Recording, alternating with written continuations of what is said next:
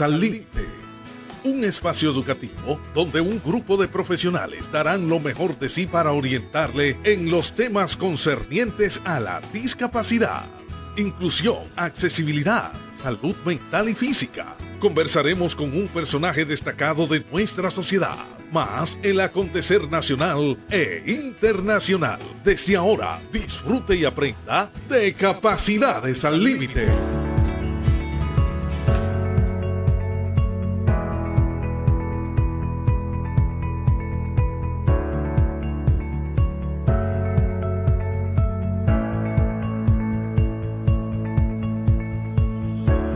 Buenos días Santiago, Ciudad Corazón, buenos días Ana, José, buenos días Nilson en los controles y a la licenciada Del Maylin Martínez quien nos acompaña en el día de hoy.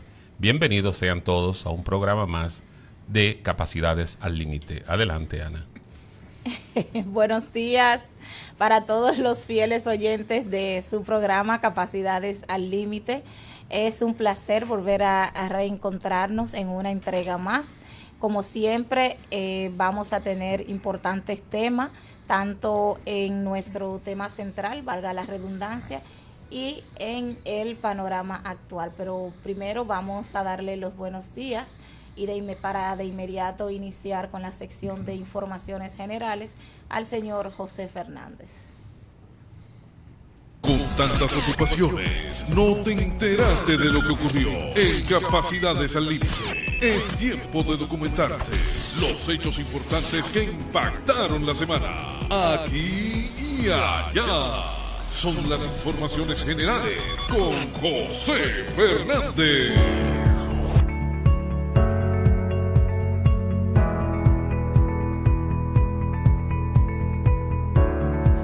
Muy buenos días a nuestros amables oyentes que cada sábado nos sintonizan por esta éxito 90 del Grupo Medios del Norte. Hoy es Día Internacional de la Mujer Afrodescendientes. Eso es la... Okay. Es que mira, es que lo que acabas de decir es interesante, porque hay un Día Internacional de la Mujer, pero parece que hay otro tipo de mujer, que es la mujer afrodescendiente. Ahí estamos separando a las mujeres. O sea, si es el Día Internacional de la Mujer, no es de todas las mujeres. Tú sabes que cuando yo lo vi, pensé lo mismo que tú dices, pero no hay un Día de la Mujer. Entonces vamos a dividir, entonces vamos a poner el Día Internacional de las Mujeres Psicólogas, sí, vamos a poner el Internacional de las Mujeres Médicos. Sí, porque vamos a separarlo. Vamos a darle. Después nos quejamos y decimos que hay discriminación y que no se está haciendo inclusivo. ¿Cuántas subdivisiones, Dios mío? Bueno, pues ya ustedes saben, hoy se conmemora el Día Internacional de la Mujer Afrodescendiente. Bien, señores, Farideh Raful afirma que la reforma policial es la transformación más profunda de la Policía Nacional en 90 años. No, ellos son los mejores. Este gobierno es el mejor. Tan buena que era esa muchacha. Qué buena proyección tenía. Sí, hasta que aceptó esa papa caliente. Y mira, realmente. Y va a terminar en el zafacón de la historia, como una de las peores funcionarias que hemos tenido en este país. Ya lo sabe. Miren, señores, yo que sigo las redes sociales, todas, desde X, Instagram, TikTok, todo yo lo sigo. Si tú encuentras en las redes sociales, si tú no encuentras más de 20 o 30 agresiones policiales, una forma increíble cómo maltratan a ciudadanos por tontería. Yo vi una de un delivery que iba y lo paran, y le piden todos los papeles, él le muestra todos sus documentos. Le dicen que se lo van a llevar porque tiene un físico que es sospechoso. Pero después que le buscaron todo y él le mostró todos los papeles de su motor, todo, licencia, sí, mire, yo tengo mi licencia, yo soy chofer, que yo cuatro, y por favor, despáchenme que llevo un pedido ahí que ya se me va a enfriar. Ellos le llevaron el motor, que es ilegal. Es ilegal. La policía no puede detener tu vehículo, porque tu vehículo es una propiedad privada. Te puede multar. E incluso E incluso, fíjate, el ayuntamiento está haciendo, llevándose los vehículos que están mal parqueados. Tú sabías que el ayuntamiento no puede hacer eso. El ayuntamiento lo que puede es moverlo y moverlo a un sitio donde se pueda parquear, pero no llevarse el vehículo. Pero hay una demanda, le hicieron una demanda al alcalde de aquí de Santiago, a Ulises, por eso, y ha mermado un poco eso. Bueno, tal vez suena ahí. Pero esa reforma yo no sé. Señores, por otro lado, calladito, nadie se dio cuenta, el Senado aprueba préstamos que superan los 27,000 millones. Cuando este gobierno termine, va a dejar este país hipotecado totalmente. Supuestamente se trata de 2 acuerdos firmados por la gestión del presidente Luis Abinader con el Banco Interamericano de Desarrollo, BID. Eso, mira, hubo otro préstamo también en esta semana que se aprobó, que yo no sé qué vamos a hacer con todos estos préstamos que está cogiendo este gobierno, y al final los nietos, los hijos de los nietos de nosotros van a estar pagando todos esos préstamos que esta gente han tomado de manera desproporcionada. Eso estamos hipotecados. Bueno, pero así, agregando algo a lo que dicen, cuando Danilo Medina, el expresidente, sale del gobierno en el año 2020, se calculaba que la deuda pública, es pública la deuda, señores, pública es nuestra. Es pública de nosotros, sí, claro. Los gastos sí son privados. Ellos lo cogen, pero nosotros tenemos que pagarlo. Era de 44,000 millones de dólares. Se calcula que actualmente es de más de 82,000. Así que este gobierno ha tenido la cachaza, como dicen por ahí, de aumentar la deuda pública del país. La ha doblado en 6 años. O sea, lo que llevó a ser de 1844 al 2020, este gobierno lo ha logrado en menos de 6 años. Hay que felicitarlo, la verdad. Pero escucha esto. El Senado aprueba préstamos por 465 millones para seguridad vial y manejo del río Yuna. Ajá, gracias. ¿Entendiste? Sí. 465 millones para el manejo del río Yuna y seguridad vial. Deberían hacer un préstamo para regalarle lente a las personas para que puedan ver las estrellas por la noche, porque ya cualquier excusa es buena. Sí, hay que, de verdad, o sea, eso sería, le estoy dando idea al gobierno, señores, tomen esta idea. Ay, Dios. Sí, lentes especiales para ver las estrellas, porque la verdad, me gustaría. Qué falta de imaginación. Me encantaría. A José le encantaría. Sería el primer candidato. Oye, lo compro de una vez. No, ellos lo van a regalar porque el dinero es para eso. Bien, señores, por otro lado, Estados Unidos aplicó ya desde el viernes un arancel adicional de 12.5% a productos de la República Dominicana. Lo grande de esto es que ese arancel que le pone el gobierno norteamericano a la República Dominicana va a afectar de manera directa a los dispositivos médicos, tabaco y textiles de zona franca. Tabaco a mí no me importa, y los textiles, pero los instrumentos médicos que cada día nos lo ponen más difícil. ¿Tú sabes por qué se da eso? Ustedes saben por qué se da eso, ¿verdad? No, me gustaría saber. Es muy sencillo. Los gobiernos no supervisan con el cuidado que deben los abusos contra los trabajadores. Estados Unidos había estado investigando, por lo visto, y han descubierto que no se respetan algunos trabajadores en algunas áreas. Entonces, como no se respetan, para hacer que se respete al trabajador, pues entonces le ponen este castigo a la República Dominicana, porque se abusa mucho y se habla poco, pero Estados Unidos está vigilante de esos abusos contra el trabajador.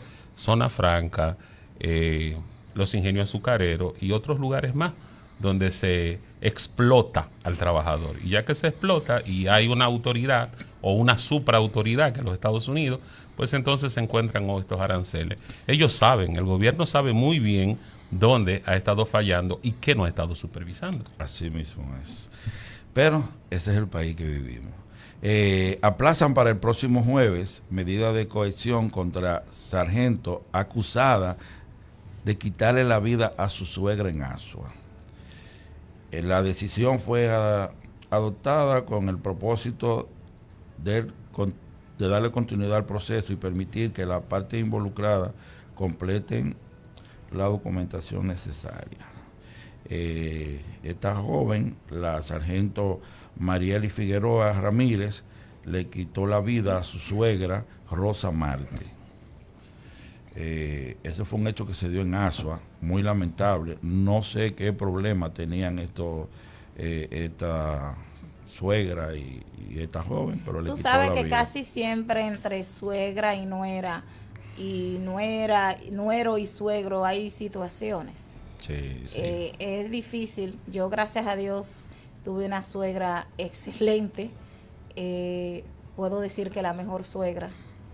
Yo también. Pero realmente siempre hay situaciones porque las madres siempre se van a ir a favor de los hijos.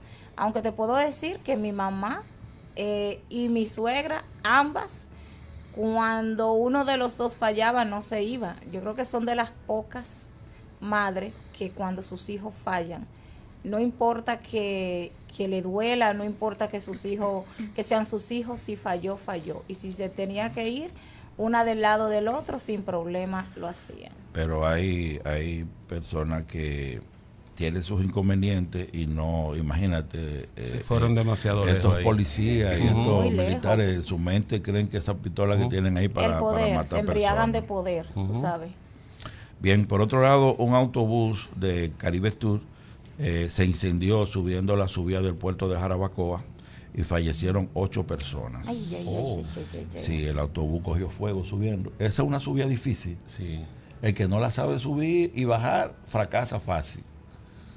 ¿Entiendes? Tú cuando nosotros vamos a Jarabacoa, regularmente en la subida yo encuentro 5 y 6 vehículos calentados, que se calientan, porque es que no saben subirla.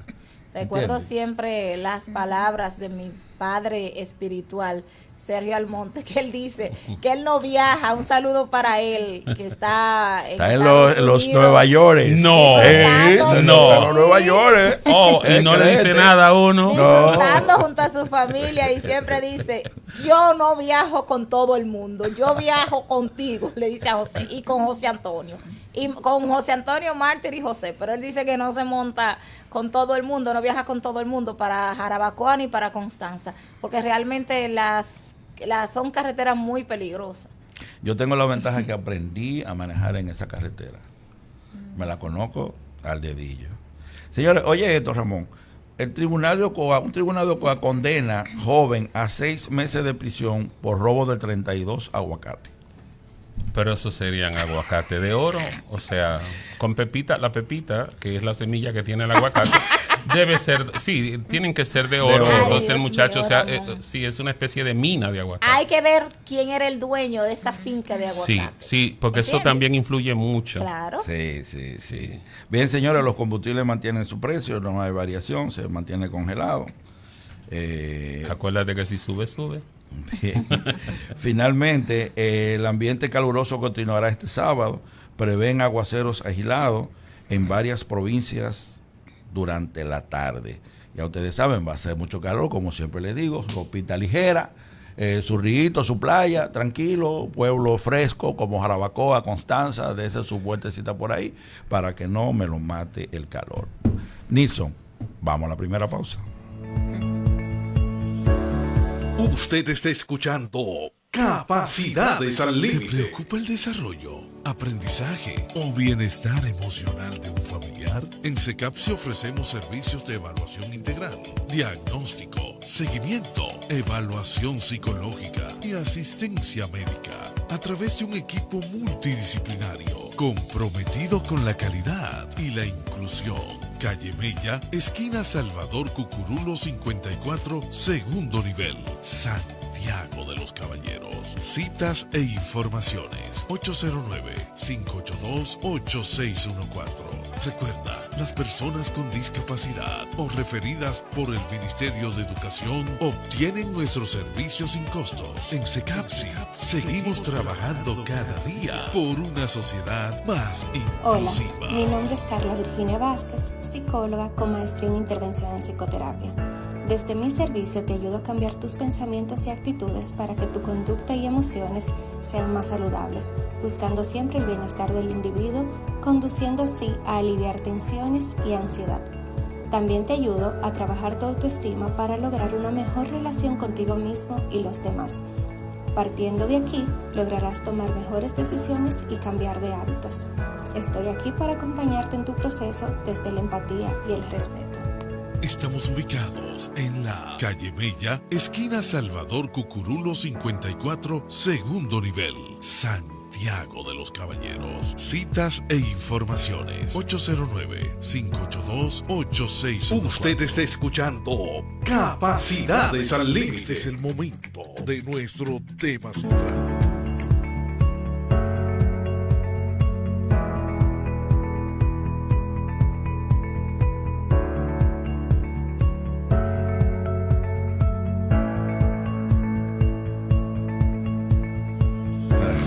Continuamos con su programa Capacidades al Límite y vamos de inmediato con nuestro tema central del día de hoy. Hoy nos acompaña la licenciada Delmaylin Martínez, parte del equipo de profesionales del Centro de Capacitación para Ciegos, específicamente del Departamento de Evaluación Integral, Diagnóstico y Seguimiento. Delmaylin es psicóloga con maestría en psicología clínica, cuasi neuropsicóloga clínica también, y hoy nos va a hablar de un tema muy interesante que de verdad cuando estábamos coordinando el tema que íbamos a tratar el día de hoy, no pensé que iba a llamar la atención de tantas personas, y cuando hicimos la publicación, muchos oyentes del programa, también seguidores de las redes sociales, se interesaron mucho por el tema y preguntaban que cuándo se iba a tratar. ¿Sabe que a veces la gente como que no lee? Dice, ¿cuándo es ese programa? Pero espero que sí, que lo puedan estar escuchando, porque hoy vamos a hablar de una condición que, como bien señala el tema, no siempre se ve. Hablamos de la discapacidad intelectual, una condición que no siempre se ve. Así se titula el tema. Iniciamos. Bienvenida, Delmaylin. Ay, gracias. Para mí es un placer, como siempre, poder estar aquí con ustedes una vez más y con todas las personas que nos sintonizan. De verdad que cuando se hablaba del tema de discapacidad intelectual, realmente para mí también es uno de mis temas favoritos, y yo dije, bueno, fue un tema muy acertado, y también veo que las personas correspondieron a eso. Así que creo que van a haber muchas cosas de las cuales hablar hoy. Excelente, Delmaylin es de esas personas que trabajan en SECATSI, que tiene esa aura positiva, esa aura bonita, así, limpia. Me gusta mucho trabajar con ella. Fíjate, Delmaylin, generalmente cuando hay un niño que tiene una discapacidad intelectual, los padres acostumbran, principalmente en los campos, ya no en los campos, ya en todas partes, a decir, no, según vaya creciendo, él va cogiendo, pero el niño está mostrando que tiene una discapacidad intelectual, pero a veces no queremos ver que tenemos un niño con una discapacidad intelectual. Entonces me gustaría saber qué es la discapacidad intelectual y por qué se dice que es una condición que no siempre se ve. Bueno, la discapacidad intelectual es un trastorno del neurodesarrollo. Se caracteriza por presentar limitaciones tanto en el funcionamiento intelectual como en el comportamiento adaptativo. ¿A qué me refiero con comportamiento adaptativo? Es decir, esas habilidades que son necesarias para una persona, un niño, desenvolverse en su vida cotidiana. En la parte de que no siempre se hace evidente, yo digo que también muchas veces hay que saber qué es lo que se está buscando. Entonces, cuando muchas familias e incluso docentes no conocen bien las características de la discapacidad intelectual, puede pasar desapercibida.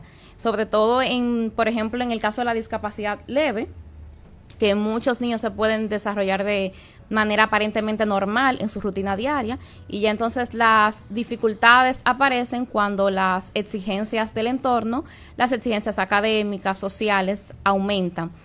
Y también por otro lado, o sea, yo siento que no solamente en el caso de la discapacidad intelectual, sino también pasa con otras condiciones psicológicas, y es que tal vez muchas personas esperan que haya características físicas visibles, como ocurre en otras condiciones médicas o genéticas, como en el caso del síndrome de Down, pero en la discapacidad intelectual las dificultades se observan como en el aprendizaje, en la parte de la comunicación también, que pueden haber limitaciones en esa parte muy importante, y en la autonomía funcional. Entonces, ahí puede ser que esa parte no se haga tan visible, y bueno, entonces también, como decía José anteriormente, también en la parte de reconocer, muchas familias a veces, aunque detecten ciertas señales, no quieren reconocer esa parte, ¿verdad? Porque es un proceso de duelo, vamos a tratarlo más adelante. Y bueno, eso también hace que el diagnóstico se retrase. Y entonces también la intervención, y bueno, ya sabemos lo que puede acarrear en esa parte. Observaba, mientras la licenciada explicaba, cómo la educación en los últimos años se ha ido acercando más y más a la psicología. Sí. Antes se enseñaba de una forma, y hoy en día cada paso que da el maestro tiene que informarse Bastante sobre el área de la psicología para poder enseñar. Entonces cada vez estamos más cerca a la psicología. O sea, el maestro que no estudia y no desarrolla alguna rama de la psicología para poder enseñar, está quedándose en el siglo XIX en cuanto a educación, por lo que veo. Y también es muy importante esa parte donde usted menciona de la información, porque los maestros son como que la primera línea de detección. Por eso es que tienen también que estar siempre manteniéndose informados, porque los niños pasan mucho tiempo en la escuela, que tal vez en la casa puedan pasar cosas desapercibidas, pero al pasar el niño tanto tiempo en la escuela, en el entorno escolar, el maestro pueda detectar ciertas señales y así entonces comunicarle a los padres, hacer el referimiento adecuado, porque entre más rápido se inicia la intervención, bueno, mejor va a ser el pronóstico. ¿Y cómo se diagnostica la discapacidad intelectual, licenciada? Bueno, actualmente el diagnóstico se basa no tanto en el coeficiente intelectual como pasaba en años atrás. Ya se evalúan 4 aspectos fundamentales, diría yo, que es el funcionamiento intelectual, el comportamiento adaptativo, que el periodo de inicio ocurra antes que inicie en el periodo de desarrollo, y que entonces también se utilicen pruebas estandarizadas, tanto para evaluar el funcionamiento intelectual como el comportamiento adaptativo. Entonces esta parte es muy importante, y también considerar el panorama completo, diría yo, tanto el contexto familiar, escolar, social y cultural, para así poder entonces realizar un diagnóstico más preciso, y también entonces poder planificar una intervención adaptada a la necesidad de cada paciente. Muchas personas confunden este trastorno con otros. Y por eso quisimos traer el tema de la discapacidad intelectual, porque la gente piensa que discapacidad intelectual es hablar de trastorno del espectro autista, es hablar de TDAH, piensan que es hablar de trastorno específico de aprendizaje. La primera pregunta que te quiero hacer es, ¿cuál es la diferencia entre el trastorno específico de aprendizaje, que coincide un poco o se puede confundir con la discapacidad intelectual, y la discapacidad intelectual? Bueno, ya básicamente en los trastornos específicos del aprendizaje, dígase dislexia, disgrafía, discalculia, sí vamos a ver que va a haber una parte específica afectada, ya sea en las lecturas, en la escritura, en las matemáticas, ¿verdad? Bajo rendimiento escolar. Pero ya en la parte de una discapacidad intelectual, no solamente se va a ver afectada la parte del aprendizaje, también cuando vemos que la autonomía, el niño le cuesta adaptarse al entorno escolar, vemos que la autonomía para realizar ciertas actividades no va de acuerdo a su edad, entonces ya ahí podemos ciertamente aprender a diferenciar. Pero esta parte de la diferenciación, al principio también, como decía, de la parte de identificar la discapacidad intelectual, ya también a la hora de hacer un diagnóstico diferencial y más en la infancia temprana, sí puede ser complicado, porque como decía anteriormente Ana, se puede confundir con otros trastornos del neurodesarrollo, se puede confundir con trastorno del espectro autista, por ejemplo, en la parte de la comunicación.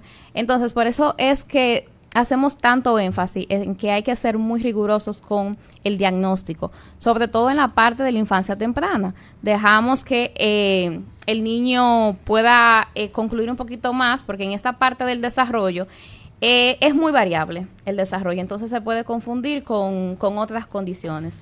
Entonces, por eso ahí debemos de ser muy precavidos. Tú sabes, de Merlin, que cuando los niños en la escuela tienen algún problema, los padres tendemos, me voy a incluir, a castigar, pero no buscamos la razón real, el trasfondo de qué hay detrás de esto, tú sabes. Y he conocido de todo que no todo el mundo tiene el mismo desarrollo intelectual. Claro. Me gustaría saber qué mitos o creencias erróneas existen sobre la discapacidad intelectual. Bueno, uno de los primeros mitos es que piensan que tal vez no van a aprender, nunca van a aprender, que tal vez no van a poder desarrollarse o llevar una vida independiente de trabajo.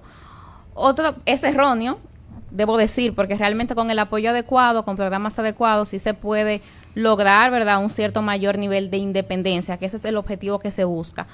Otro mito es creer, como decía antes, y hago énfasis aquí, que todo se basa en el funcionamiento intelectual, o sea, en que el estudiante o el niño se le aplica una prueba de inteligencia y de acuerdo a la puntuación que obtenga, bueno, ya ahí hablamos de discapacidad intelectual y no funciona así, ya no. Ya se hace también más énfasis en lo que es el funcionamiento adaptativo, cómo ese niño, cómo esa persona se desenvuelve y se desarrolle en las habilidades diarias, en su autonomía, en el autocuidado.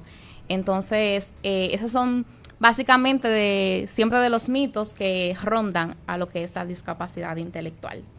Licenciada, y en esto le voy a hacer dos preguntas en una, y es, ¿qué señales pueden alertar a una familia sobre un posible retraso en el desarrollo de un niño y por qué muchas personas con discapacidad intelectual pasan desapercibidas en la escuela o en la comunidad?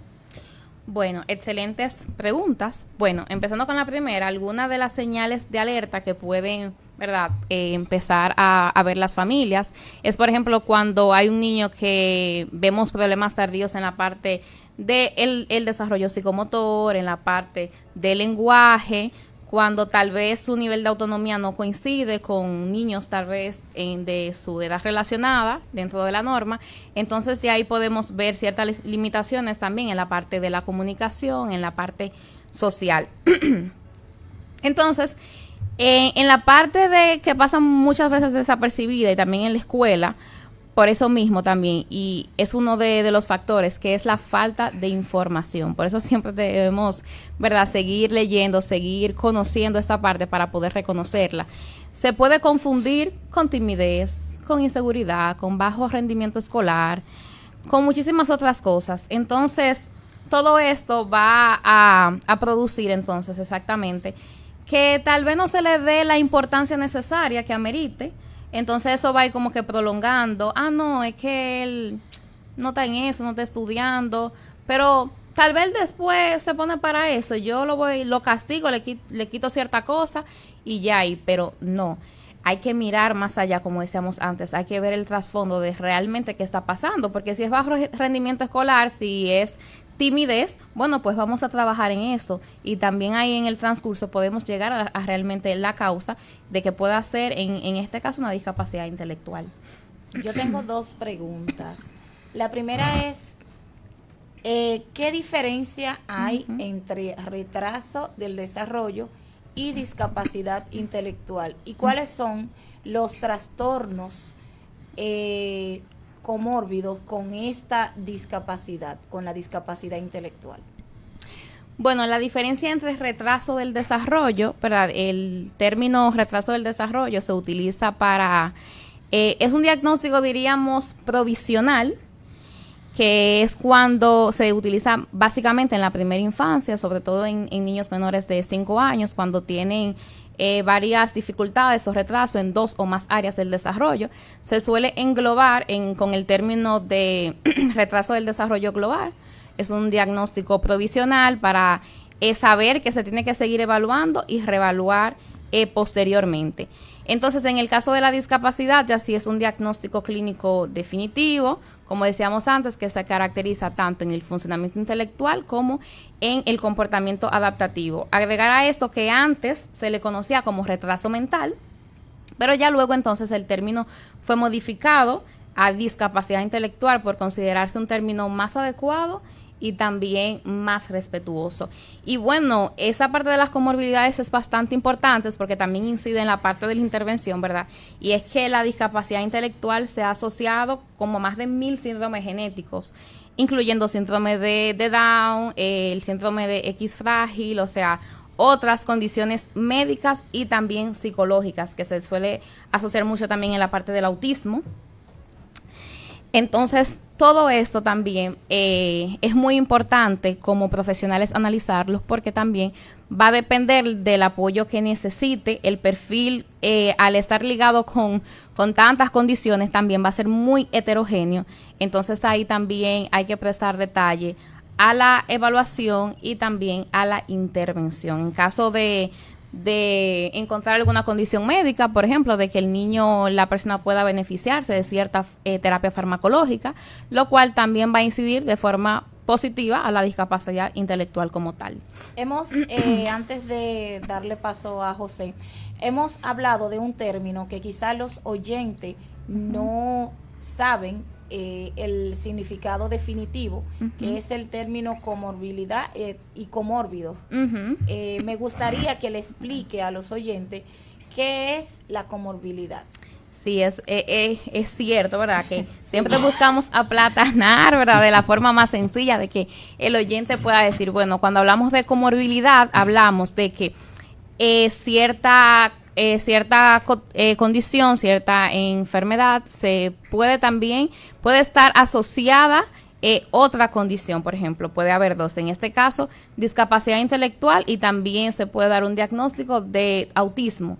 Puede haber discapacidad intelectual, pero también en el caso de los pacientes, de los niños con síndrome de Down, entonces también puede coexistir la discapacidad intelectual. Entonces a esto es lo que llamamos comorbilidad, cuando hay 2 o más condiciones asociadas. Demeli, 2 preguntas te quiero hacer. Hoy, 2 y 2. Hoy es el 2. Es de arroz que estamos, es empate. Fíjate, yo quiero que tú me digas qué importancia tiene la evaluación psicológica en el diagnóstico de esta condición, y por qué es importante una evaluación multidisciplinaria en este caso. Bueno, la evaluación psicológica es fundamental porque a través de ella vamos a identificar las fortalezas, las limitaciones, vamos a obtener un perfil cognitivo funcional global donde vamos a ver el aprendizaje, la memoria, la parte adaptativa, el comportamiento adaptativo, el lenguaje, y todo esto va a permitir que tengamos un panorama integral, por así decirlo, y poder tener un diagnóstico más preciso.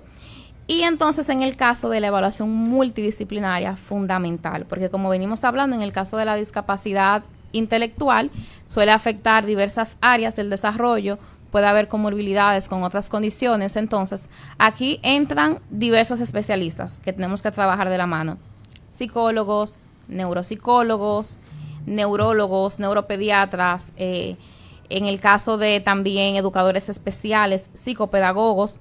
También en el caso de que tenemos que referir, por ejemplo, a oftalmología, neurología, para poder descartar ciertas condiciones médicas, confirmar o descartar. En el caso de confirmar, como decía antes, de que el paciente se pueda beneficiar de la terapia farmacológica también, lo cual va a incidir en la discapacidad intelectual también de por sí. Entonces, por eso es tan importante, y muchas veces aquí también tenemos ciertos inconvenientes porque las familias, a veces por temas económicos o de acceso, no hacen, ¿verdad? No terminan de hacer todos los estudios pertinentes. Entonces, realmente aquí ciertamente es un detalle porque necesitamos tener el panorama más completo posible. Dígase, por ejemplo, poder descartar alguna parte en la audición, poder descartar cierta condición en la visión. Entonces, por eso siempre hacemos tanto énfasis cuando referimos, pero bueno, es para obtener un panorama completo, o sea, poder hacer un diagnóstico más preciso en esa parte. Por eso es tan importante. Hoy parece que es el día de las 2 preguntas. Sí, no, ya hoy está bautizado. Ella está acostumbrada. Sí. Ya. Responder 2 preguntas en uno, ¿no? Sí, mirando que 2 de los elementos más importantes en la educación de un niño son el docente y, por supuesto, la familia, que son como la base sobre la que se asienta el desarrollo del niño, tanto físico como intelectual, porque están ahí siempre. Mis preguntas son, ¿cómo pueden los docentes, y esto es muy importante para los maestros, identificar que un estudiante necesita una evaluación especializada? Y también, ¿qué papel desempeña la familia en el desarrollo de una persona con discapacidad intelectual? Bastante importante ambas preguntas, sí. Bueno, en el caso de los docentes, algunas de las señales que de alerta son, por ejemplo, que el estudiante lleva un ritmo de aprendizaje más lento de lo esperado, ciertas limitaciones también en la parte de la comunicación, problemas en la parte de actividades, ¿verdad?, de la vida diaria, de la autonomía en el entorno escolar, que no sean propias de su edad, ¿verdad?, que estén por debajo de lo esperado para su edad. Así también como la parte de la adaptación en el entorno escolar, un estudiante que le cueste bastante adaptarse al entorno escolar, ya son ciertas señales, ¿verdad?, que los docentes deben identificar para poder entonces referir o hablar con el psicólogo, el orientador del centro, para que a ese estudiante se le pueda hacer una evaluación más profunda y así poder detectar las fortalezas, las necesidades y poder ofrecerle los apoyos adecuados. Y en el caso de la familia es una parte importante porque es donde cada niño, es de los primeros aprendizajes que obtiene, ¿verdad?, es en el hogar. También la parte de la familia es súper importante porque forman parte crucial de la intervención. Lo aprendido en terapia se pone en práctica en la casa y más en esta parte de la discapacidad intelectual, donde se trabaja tanto la parte ocupacional, ¿verdad? Poder desarrollar habilidades de la vida diaria. Entonces, la familia, ¿verdad?, tiene que contribuir para que también en la casa se pueda poner en práctica lo aprendido en terapia. Y pasa muchas veces que yo digo que ya es una tendencia, pero yo sé que esa tendencia es desde el amor y a veces también desde la falta de conocimiento un poco, y es que, por ejemplo, hay padres, madres que quieren hacerle absolutamente a los niños, a sus hijos, no quieren que hagan absolutamente nada, y más en el caso cuando tienen cierta condición, pero en vez de hacerle, ¿verdad?, ciertamente un favor, lo que hace también es que retrasa un poquito la parte de intervención, porque el objetivo es lograr que ellos alcancen el mayor nivel posible de autonomía. Entonces, en la casa, con ciertas actividades que ellos puedan colaborar, ¿verdad? Al principio, claro está, tienen que ayudarlo progresivamente, pero ya al final, ¿verdad?, el objetivo es que puedan realizarlo solos. Entonces, el nivel de autonomía en la parte de la discapacidad intelectual es que va a definir el nivel de severidad y también de apoyo que va a necesitar. Por eso es muy importante esta parte. No podemos cerrar este programa sin antes decirle a los oyentes, porque hablamos en autismo de nivel 1, nivel 2, nivel 3. Los oyentes ya saben cuando alguien le habla, bueno, tiene autismo grado 2, ya saben más o menos a qué se refiere, porque el autismo es un tema que en los últimos años pues ha estado, se ha mencionado mucho, para no decir que ha estado de moda, sino que se ha hablado mucho de autismo. La discapacidad intelectual, ¿cómo se clasifica? Si existe igual que en el autismo y en otros trastornos del neurodesarrollo? Bueno, actualmente en la parte de la discapacidad hay 4 niveles de severidad: leve, leve, moderado, grave y profundo, en el orden en el que va. Y repito que en esta parte la severidad no es como tal vez muchas personas piensan de, bueno, el nivel de severidad es que tan inteligente o no es. No. Vuelvo y repito, se basa nuevamente en la parte del funcionamiento adaptativo y se evalúa en 3 ámbitos. El ámbito conceptual, dígase la parte del aprendizaje, el razonamiento, la resolución de problemas. La parte social, que incluye la parte de la comunicación, de las relaciones interpersonales, del seguimiento de las normas sociales. Y la parte entonces práctica, que ya ahí viene siendo la parte de las habilidades diarias que hemos venido hablando, del autocuidado, de la organización, todo lo que corresponde para llevar una vida independiente. Entonces, de acuerdo a qué tanto nivel de apoyo necesite el niño o la persona para poder desarrollarse en esos ámbitos, entonces va a depender el nivel de severidad. Entendiendo que, por ejemplo, una discapacidad leve es que el niño o la persona no va a necesitar tantos apoyos en estos ámbitos, ¿verdad? Va a poder desarrollarse de manera un poco más independientes, y que ya en un nivel profundo, ¿verdad? Va a necesitar de mucho apoyo ya en las diversas áreas para poder llevar una vida más independiente, por así decirlo, pero con bastantes limitaciones, porque ya en un nivel profundo se requiere de mucho apoyo, ¿verdad? Apoyos más intensivos. Y también la parte de la comunicación suele verse más limitada. Ok, cabe recordar que este programa completo se sube a YouTube. Esta es una entrevista muy importante, Bastante. donde se están tomando temas, se está hablando de temas muy importantes que pueden ayudar mucho a la sociedad. Sería bueno que lo vean en YouTube, lo compartan para que llegue a más personas, y recuerden darle su like, porque Sí, eso y que los ayuda likes es lo que ayuda a que nos sigan. a que YouTube lo Exacto. siga recomendando. Así es. Bien, me gustaría saber de Marlene, ¿qué barrera enfrenta con mayor frecuencia a las personas con discapacidad intelectual en la sociedad, y qué tanto puede ayudar la familia a sobrellevar esas barreras? Bueno, en contrario a lo que se piensa de que tal vez las barreras sean de las propias limitaciones, bueno, no. Las mayores limitaciones son la parte de los prejuicios, la parte de las pocas tal vez oportunidades, o inclusión en la parte del empleo, de la educación inclusiva. Entonces, toda esta parte, ¿verdad?, nos crean factores tanto de oportunidades, de que tal vez la persona no se pueda desarrollar de manera tan óptima debido a estas barreras. Por eso es que debemos fomentar una cultura basada en el respeto, en la inclusión, en la empatía, ¿verdad? Y esta parte, que el entorno familiar es tan importante, afecta a las familias. Claro que las familias son la fuente de apoyo para las personas, los niños con discapacidad intelectual, pero también es importante resaltar que las familias se ven afectadas, porque cuando se excluye a un hijo por cierto diagnóstico, que un diagnóstico no debe definir a una persona, eso va a acarrear en la familia, ¿verdad?, miedo, culpa, vergüenza. Entonces también es súper importante psicoeducar y orientar a la familia, que trabaje de la mano con los docentes, con los especialistas, y también se van a ver resultados mucho más positivos. ¿Qué tanto daño le hace al niño cuando alguien le dice, no, es que ese muchacho es anormal? Entonces, aparte de la discapacidad intelectual, ¿verdad?, o cierta condición, sin englobarnos ahí, también van a aparecer otras cosas. Va a aparecer entonces la timidez, a que el niño se excluya él solo, a la falta de autoestima. Entonces, es otra cosa que realmente se incluye también en la intervención. O sea, cuando trabajamos con la parte de discapacidad intelectual, sí o sí, tenemos que trabajar también la parte emocional, porque se va a ver afectada, se ve afectada. Licenciada, ¿y qué recomendaciones le ofrece usted a los padres que acaban de recibir este diagnóstico para su hijo?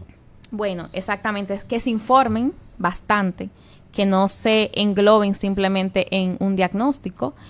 En esta parte también poder decir, ¿verdad?, seguir en la parte de la orientación, que busquen profesionales capacitados realmente, que realmente en esos tiempos es otra parte muy importante, porque la evolución, el pronóstico va a depender también de esta parte, de contar con profesionales, con padres, que estén integrados en el proceso de intervención para poder lograr resultados óptimos. Entonces, por eso esta parte de la familia, de la información, siempre hago énfasis en esto, porque muchas veces de los casos que tenemos es por la falta de información, ¿verdad?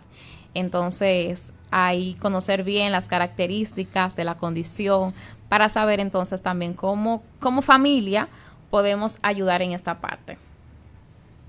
Ok, Edemalyn, ¿qué mensaje le daría a la sociedad para promover una verdadera inclusión de la persona con discapacidad intelectual? Bien, yo pienso que una verdadera inclusión es aquella que va más allá de solamente ver las limitaciones, sino centrarnos más bien en las capacidades, en el potencial que tiene cada persona. O sea, cada persona tiene sus limitaciones, pero también su potencial. Entonces, una sociedad verdaderamente inclusiva es aquella que se centra en eso, en las fortalezas y no en las limitaciones, y que entiende que la diversidad nos enriquece a todos. Por eso es tan importante esta parte de la inclusión.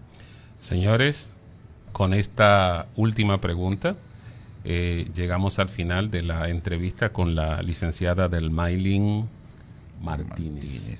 De verdad, excelente participación, licenciada. Muchas gracias. Y continuamos con Capacidades al Límite.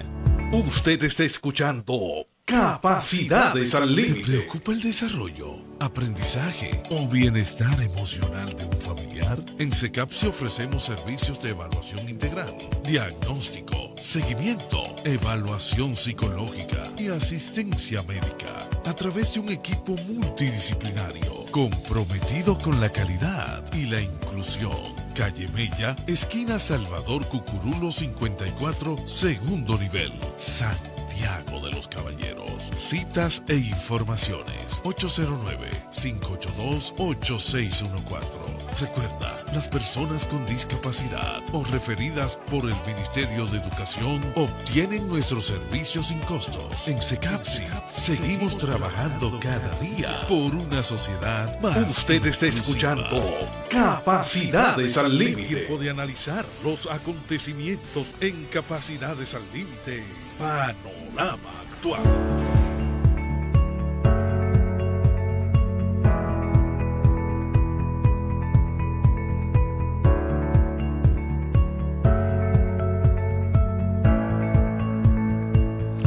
La solemnidad del Estado, la baja calidad humana de nuestros funcionarios y la disonancia cognitiva como telón de fondo. Una palabra que se ha puesto de moda en los últimos días de este caluroso verano de 2026 a raíz de la controversia suscitada entre el presidente de la Cámara de Diputados, Alfredo Pacheco, y el comunicador e influencer Eduardo Daniel Sánchez Tolentino, mejor conocido como El Piro, es la que se refiere a la palabra solemnidad, que no es otra cosa, según define el buscador de Google, que la formalidad, gravedad y rigor que caracterizan ciertos actos, ceremonias o celebraciones, y que dependiendo del contexto, su uso y exigencia pueden variar de acuerdo al ámbito al que se refieran. Por ejemplo, en cuanto a lo jurídico, la solemnidad es la serie de requisitos o formalidades externas e indispensables que la ley exige para la validez o existencia de un acto o contrato como un matrimonio o un testamento. En lo religioso, solemnidad designa las celebraciones litúrgicas de mayor rango e importancia, como la Navidad o el Corpus Christi. Y en la vida social y civil, solemnidad se relaciona con la pompa, la etiqueta y la seriedad institucional de un evento como un funeral de Estado, la firma de un tratado y el traspaso de mando presidencial, etc. Hasta ahí todo bien, pero donde yerran nuestros estimados políticos es en la escogencia de los individuos a los que por su investidura deberemos de tratar con solemnidad, sin importar si el tal es un narco, un evasor de impuestos, un proxeneta, un lavador profesional de activos o simplemente un corrupto de marca mayor.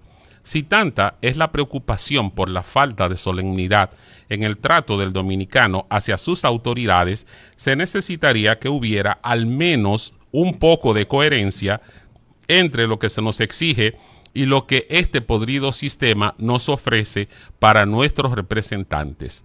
Para muestra de lo dicho, véase a los honorables legisladores Miguel Gutiérrez Díaz, exdiputado por Santiago y condenado a 16 años de prisión en un tribunal federal de Miami, Estados Unidos, por conspirar para traficar miles de kilogramos de cocaína hacia ese país, o Rosamalia Pilarte, exdiputada por La Vega y condenada por la Suprema Corte de Justicia a 5 años de prisión por lavado de activos provenientes de una red de narcotráfico liderada por su esposo Miguel Arturo López Florencio, alias Mickey, según publican los diarios electrónicos N Digital en mayo de 2024 y Diario Libre también en mayo, pero de 2025. Otros legisladores investigados y mencionados con problemas similares son Faustina Guerrero, diputada por El Ceibo, que el Ministerio Público vincula a la red de lavado de activos y narcotráfico desmantelada mediante la Operación Falcón. También está Nelson Marmolejos Gil, diputado por Santiago e investigado por el Ministerio Público tras ser mencionado en el expediente de la Operación Falcón por presuntamente recibir financiamiento ilícito para su campaña política. Y no olvidemos al famoso Sergio Gori Moya, diputado por el Distrito Nacional, a quien la comunicadora Claudia Pérez Ramírez, mejor conocida como La Tora, ha expuesto en infinidad de ocasiones, pero además mencionado por testigos y fiscales durante las investigaciones de la Operación Calamar, y a quien se vincula a esquemas de extorsión y recolección de fondos irregulares, según publicación de los diarios Acento y Diario Libre en su versión electrónica. Estos son algunos de los personajes de quienes una prensa amarillista y perversa quiere convencernos que debemos tratar con solemnidad por el cargo que representan y no por lo que son en realidad. Olvidan estos pseudo comunicadores que demandan solemnidad para un tigueraje enquistado en el poder que los dominicanos otorgamos naturalmente a quienes contribuyen con su labor a mejorar la sociedad, pero que negamos a quien aproveche el cargo para otros fines distintos al servicio comunitario, por lo que creo que en vez de pedirnos que seamos solemnes con cualquiera, primero deberían los partidos políticos ayudar un poco eligiendo entre sus filas a personas con al menos algunas prendas morales que faciliten el trato respetuoso de los ciudadanos hacia esos representantes que tan descuidadamente elige esta clase política sin el más mínimo asomo de moralidad.